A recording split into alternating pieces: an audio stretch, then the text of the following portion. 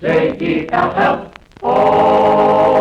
The Jell-O program, starring Jack Benny, with Mary Livingston, Phil Harris, Dennis Day, and yours truly, Don Wilson. The orchestra opens the program with I Want to Wrap You Up.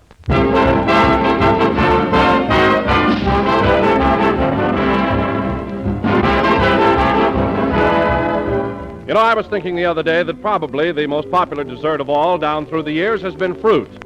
Yes, juicy, ripe fruit still warm with the tang of sunny berry patch or orchard. Easy to see, then, isn't it, why Jell-O is such a universal favorite? Because this famous dessert, ladies and gentlemen, has a rich, exhilarating flavor, as tasty and tempting as the real fresh fruit itself. Extra rich and extra delicious. Jell-O, as everybody knows, comes in 6 grand flavors: strawberry, raspberry, cherry, orange, lemon, and lime. And you can serve them in dozens of delightful ways. Jell-O just plain is about the nicest dessert ever. Or for variety, how about Jell-O cut into tiny shimmering cubes? Or a smooth, creamy Jell-O whip that simply melts in your mouth? Or a gay color combination of strawberry and lime Jell-O molded into brilliant contrasting layers? You'll want to try them all, so tomorrow, pass on the word to your grocer. Just say, Jell-O, please, and believe me, it will please, too. Look for those big red letters on the box. They spell Jell-O.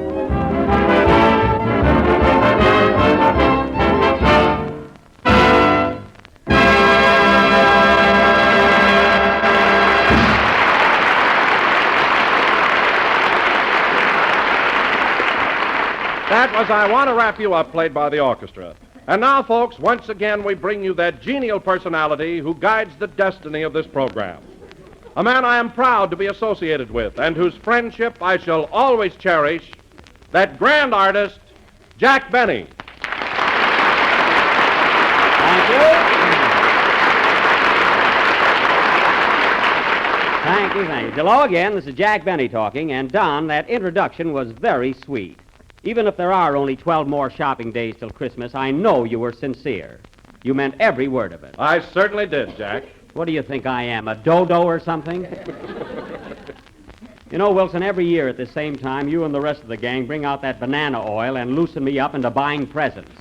I'm wise. But, Jack, I honestly meant that introduction. There's no denying it. You are a grand artist. Well, make me grand in April sometime. Then I'll believe you. I know what's going on. Say, Jack. Oh, hello, Mary. Hello. Say, Jack, when is Christmas this year? December 25th, Mary, same as every year. Oh, then they didn't... No. Oh. No. And, incidentally, Mary, I know it's 2 weeks before Christmas, so don't try patting me on the back like Don. What do you mean? I mean, don't tell me how marvelous I am. Just be yourself. Why, Jack Benny, how can you talk like that? When did I ever say that you were anything but a sweet, lovely, adorable person? Yikes!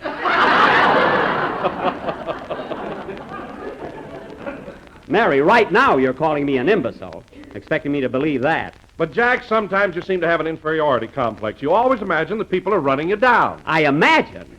Yes, you jump at conclusions. If I happen to say you're a heel, you always take it the wrong way.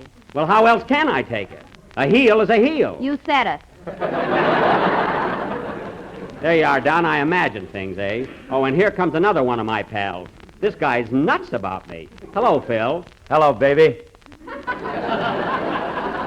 How's my favorite comedian? As if you cared. You see, folks, all of a sudden I'm his favorite comedian. I mean that. Honest, Jackson, you're funnier than I am. I better be, Phil, or we'll all be working at no cover charge.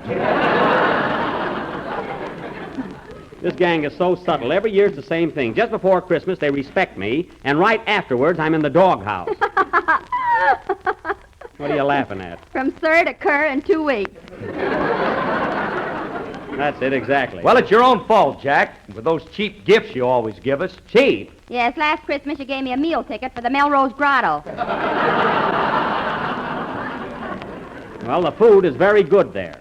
Anyway, Mary, wait till you see what I picked out for you this year. Are you in for a surprise? What is it, Jack? I'm not going to tell you. Oh, come on, give me a hint. Okay, see if you can guess. It comes in a little box, and when you take it out and put it on your finger, it shines like anything. Holy smokes, nail polish. All right, Smarty, if you're so clever, what shade is it? I guess I'll have some suspense around here. Hey, Jackson, what are you going to give me this year? I don't know, Phil. I just can't decide whether to get you a convertible sport roadster with a custom-built top and nickel-plated fittings or have your shoes half-soled.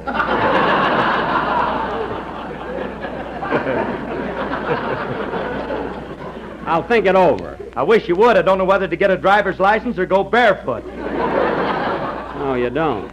Say, Phil, why don't you do something about that cold? He's very hoarse, folks. He slept in a drafty gutter last night. And now, folks, come in.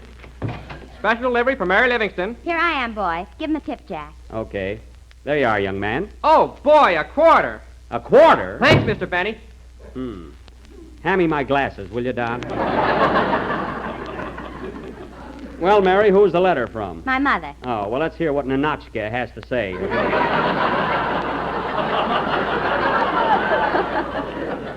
Okay. My darling daughter, Mary, just a few words to let you know that I am feeling well and that I received your cute little check last week. Cute little check. I put the cute in. Oh, it was a little check. I see. Go ahead. Please send me another one and don't spare the zeros. Boy, what a gold digger. We had quite a crowd at the house for Thanksgiving dinner, including your cousin Lou and his wife Ruby, your sister Babe and her husband, and your uncle American Beauty. Your uncle, American Beauty? Yeah, he's got a rosy nosy. Oh, and I paid a quarter for this. Go ahead. Among those unable to attend were Clark Gable and Carol Lombard, Robert Taylor, and Barbara Stanwyck. All right, Mary, your mother doesn't have to rib me. Go ahead. The dinner was simply marvelous. We had a great big turkey, which was delicious, which your brother won in a raffle, which he ran. Oh, boy, what a family. Well, at least we're not dull. Oh, you're a riot, every one of you. Oh, Jack, listen to this. What? Your sister Babe's husband, who is always inventing things, has almost perfected a new bulletproof vest. A bulletproof vest? I say almost because he tried it out on your late Uncle Willie.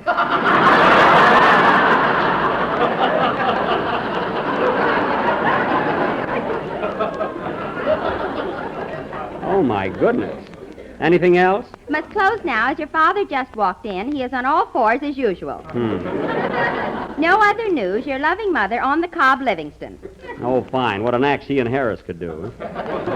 P.S. I like your new tenor, Dennis Day, and his mother is simply wonderful. I think it's a crime the way Jack picks on her. I pick on her? Well, don't argue with the letter. Well, that's the nerviest thing I ever heard. Oh, Phil. What is it, Jackson? Do you think you can follow a red-hot mama with a hot number? Sure, I'll follow anything. There's an answer here, folks, but it's too obvious. Play, Phil.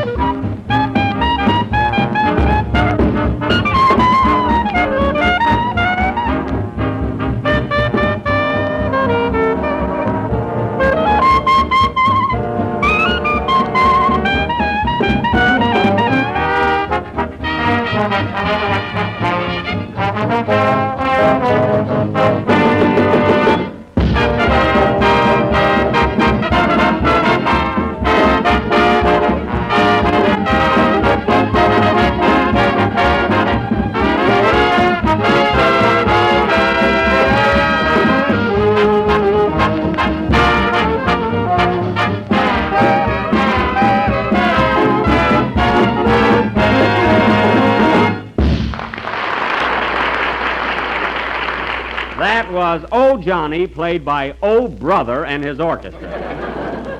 And now, ladies and gentlemen, tonight we will continue with the football murder mystery, which we started last week. That pigskin melodrama entitled The Murder of Dynamite Dugan, or He Kicked the Bucket When They Kicked the Ball. Now, in episode 2 of our drama, I will play a double role. That of the coach, Flash Benny, as portrayed inimitably by myself last week. And also that brilliant sleuth who solves the crime this week, Detective Captain O'Benny. Why don't you play all the parts and let us go home? Phil, the only reason I'm playing a dual role is because I'm the only one who is capable of handling it. I'm the only real actor in this group. If you're such a good actor, how come you never play dramatic parts in pictures? Dramatic parts. I've been asking Paramount that for years. That's what I need, those Charles Lawton roles. Oh, boy, what a job I could do as Henry VIII. Why not? You eat like him.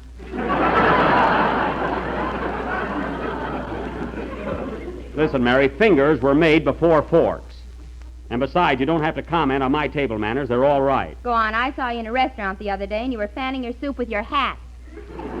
Well, it was hot. Why didn't you blow on it? Phil, blowing is for coffee.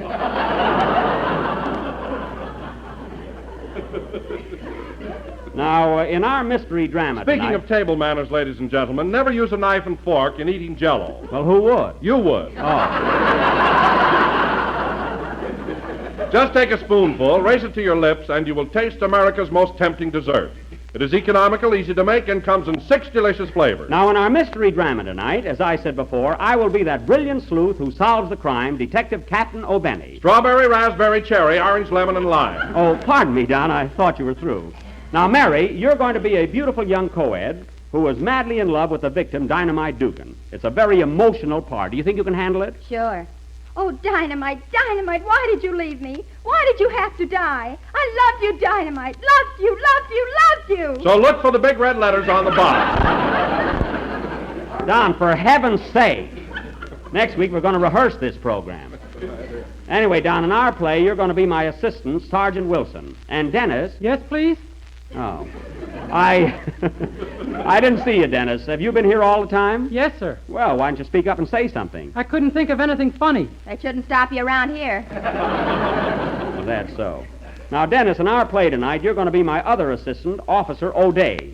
And Phil, as much as I hate to do this, and only as a last resort, you're going to be a college professor, the dean of Flatfoot University. What do you mean as a last resort? I mean, Phil, that allowing you to play a college professor for this one night may undermine the entire educational system of the United States and Canada.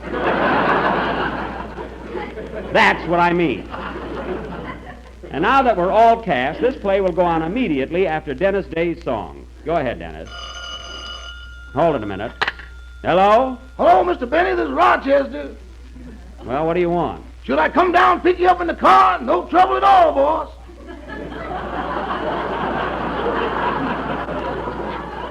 No, Rochester, I'm going to stay downtown for quite a while tonight. Well, can I fix you a little snack in case you're hungry when you get home? I'll be glad to do it.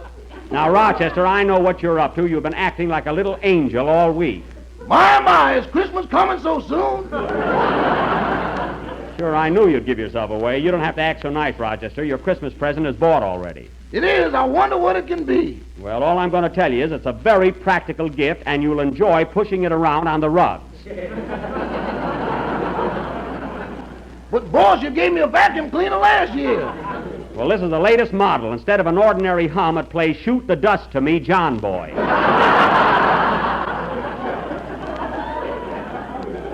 It's a lovely tune. I don't care if it plays Memphis blues. It ain't going to trick me.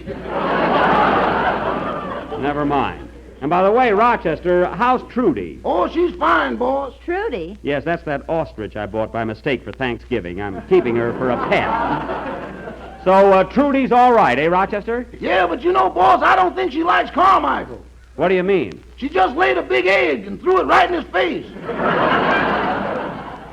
Oh, that's terrible. But he got even with her, though. You know that bucket of sand the ostrich always sticks her head in? Yes? Well, Carmichael put glue in it. Glue? Well, for heaven's sake, did you get her head out of the bucket? I sure did. And say, boss, remember how long her neck was? Yes? Well, you can skip rope with it now.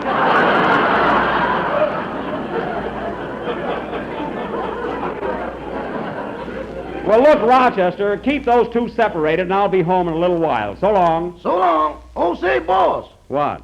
would you mind bringing my salary up to date so I can buy you a Christmas present? Don't worry about your salary. Doggone, if I had brains, I'd quit this job. What? What did you say? Did I say it? I was only thinking it. So long, boss. What a guy. To hear him talk, you'd think I owed him 6 months' salary. To hear you talk, you think you didn't. Quiet, Miss Livingston. I haven't got that nail polish wrapped up yet. Sing, Dennis.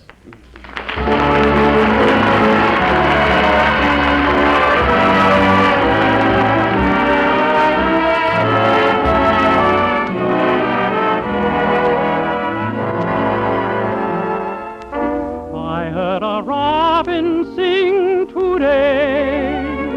Spring is just across the way.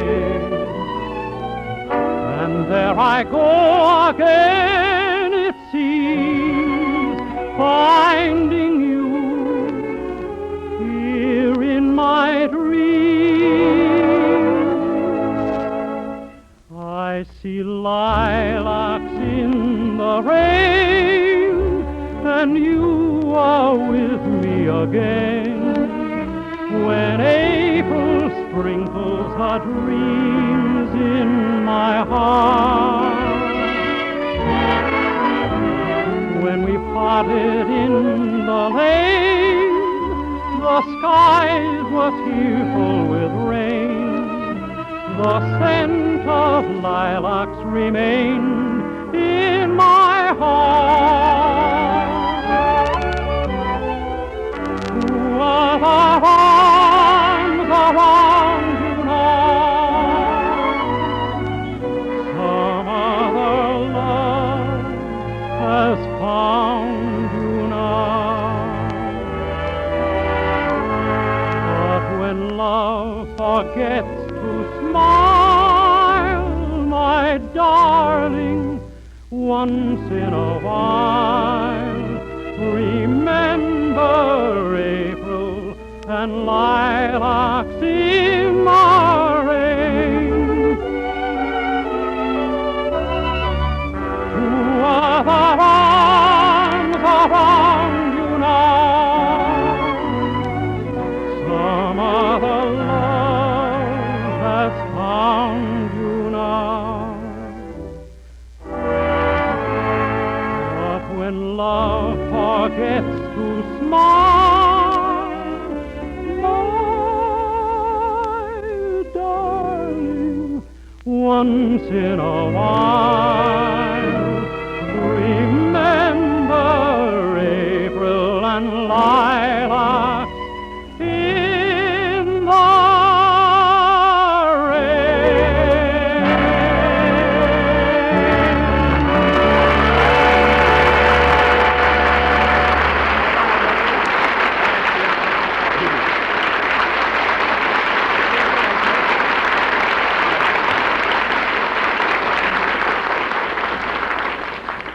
That was Lilacs in the Rain, sung by Dennis Day. And, Dennis, your vocal was simply beautiful. Gosh, I could almost smell the lilacs. What about the music? That too, Phil.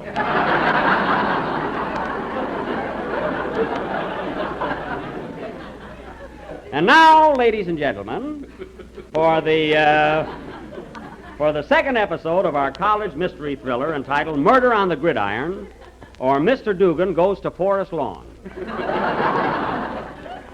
Now, the opening scene of our play is the office of Captain O'Benny at police headquarters. It is 4 p.m. Curtain. Music.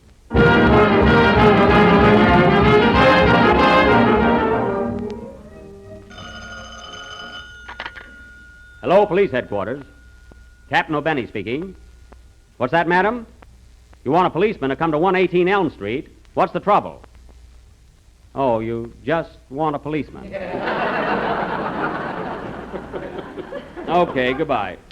Oh, hello, Sarge. Hello, Captain. How are things going? Not so good, Wilson. There's so much crime in this town, I had to buy a trailer for the patrol wagon. And incidentally, Wilson, I wish you'd take off a little weight. Every time you inhale, a button pops off your uniform. It's annoying.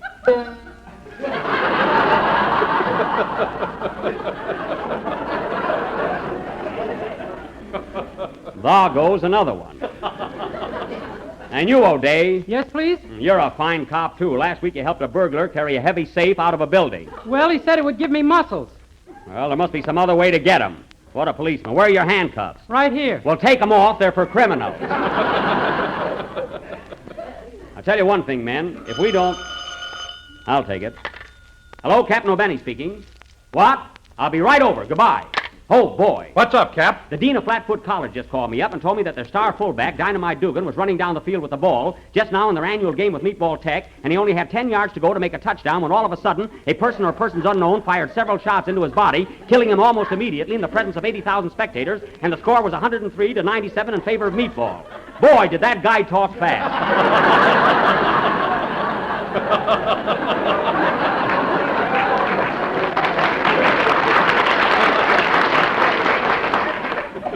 Come on, men, let's go. Where are we going? We're going out to pick berries, so wear some old clothes.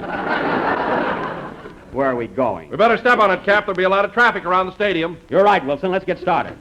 We'll go to the dean's office first. You drive the car, O'Day, and don't spare the cylinders. I'll solve this crime, or my name ain't...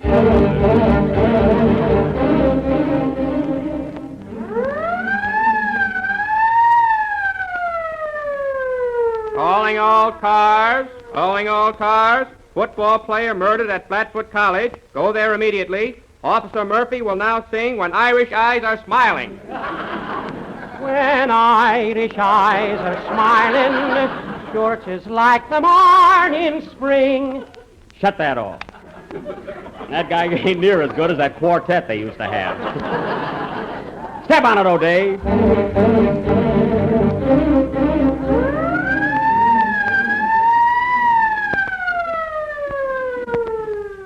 Well, here we are, men. Now, here's the dean's office. I'll go in and grill him. Stick with me, O'Day. Yes, sir. And Wilson, you surround the building. Righto, Cap. But I can't understand it. I wasn't here. Well, I didn't have anything. All right, quiet, everybody. Quiet. Break it up. Which one of you is the dean? I am, Captain. Professor Harris is my name. Pleased to meet you, Professor. Now, tell me, what do you know about the murder of Dynamite Dugan? Nothing at all, Captain. However, I feel it must have been someone with an interior motive. That's ulterior, Professor. Now, where were you at the time of the murder? Down in the Meddy and the itty-bitty pool.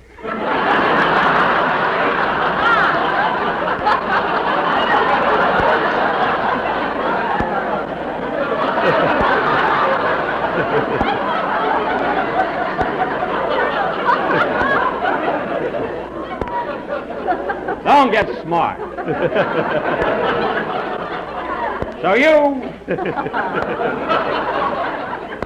So you're the head of this college, eh? Only days. At night he's the janitor.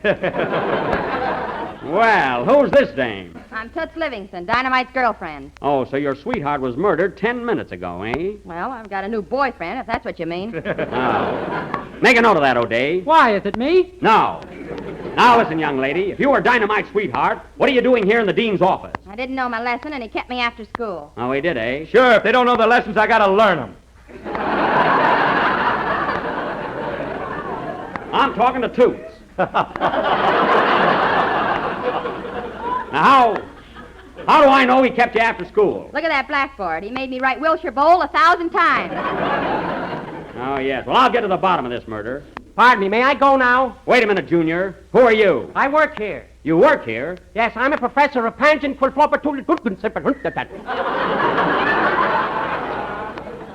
Professor of what? That's the study of Ralph Fram, Kinchingen, Kaskamburger, Age, and Polska Papatog, and political science. Make a note of that, O'Day. How do you spell Ralph Fram? Capital Rumpf, Elk, Grin, Semp, double Tren, and Vidu. You got that? Salafley. Good.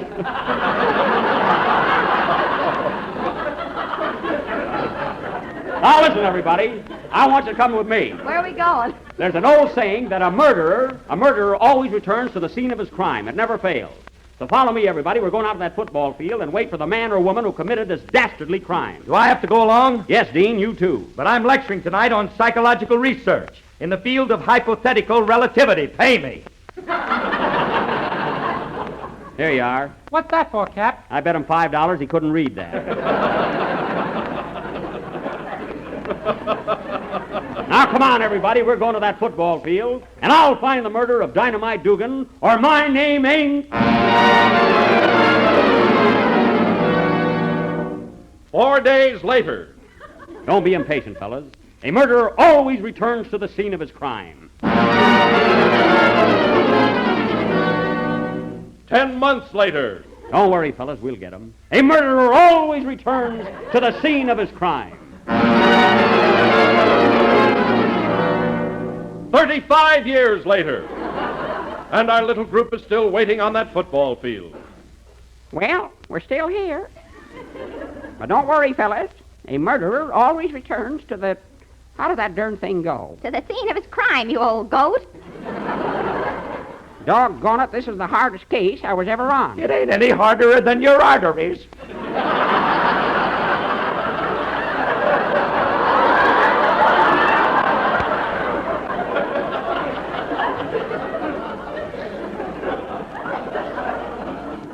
I wouldn't talk if I were you, Professor Harris. Your face is so full of wrinkles it looks like a prune that worried. Hey, wait a minute. Am I going crazy? Look, that's the first time I ever saw gray grass. That's your beard. Reel it in. Oh, yeah. Hey, Officer O'Day, why don't you say something? Hey! Deaf of the post, folks. Well, we got to stay right here until we solve the murder of Dynamite Dugan, you old quince face. Oh, yes, we got to find out who stabbed him. He wasn't stabbed. He was poisoned. Poisoned? You're both wrong. He was shot. He was not. He was, too, because I done it. What? You killed Dynamite Dugan? You're darn tootin' I did. Well, doggone, why didn't you say so sooner? You didn't ask me.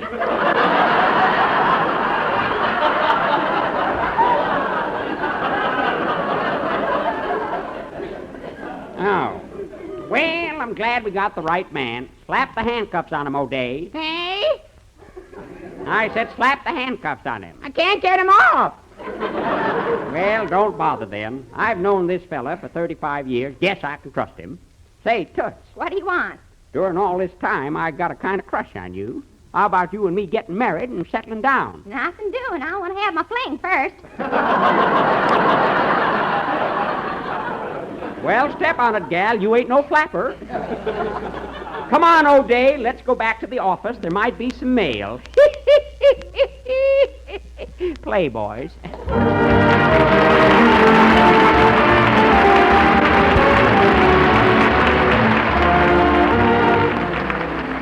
During the holidays just ahead, there's one grand old-fashioned American treat that everybody goes for. Rich, spicy, tempting mincemeat. Yes, sir, it's a traditional American favorite. And tonight I'm going to tell you about a new way to enjoy it in a swell recipe called Jell-O Mincemeat Mold. Spicy mincemeat molded with rich, glowing cherry Jell-O in the grandest combination you ever tasted. And here's how you make it. First, dissolve 1 package of cherry Jell-O in 1 3/4 cups of hot water and chill until slightly thickened. Then add 1 cup of mincemeat to 1/2 the Jell-O mixture and chill until firm. Pour the rest of your clear Jell-O on top of your firm Jell-O and chill. And what a treat. Rich red cherry Jell-O with its real Christmas color, and inside that shimmering mold, the tangy, luscious mincemeat. Serve it plain or with foamy whipped cream on top. Either way, it's a real dessert triumph, so try it soon. Your grocer has that cherry Jell-O all ready for you. And I know your family are all ready to enjoy this cheerful Christmas dessert, Jell-O Mincemeat Mold.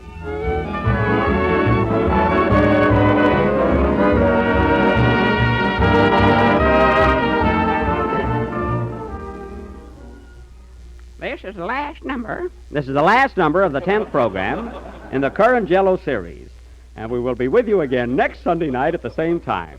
I hope you all liked our little murder mystery. You know, Jack, you play an old man's character very well. You'd never know you were acting. Thanks, Mary. Were you? Oh, quiet. Good night, folks.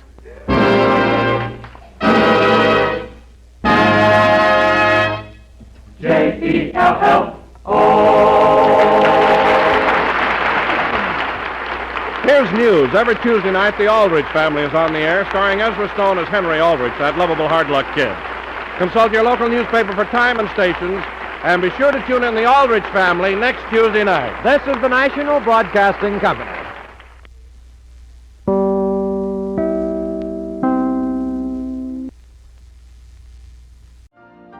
You've been listening to the OTR Gold Network.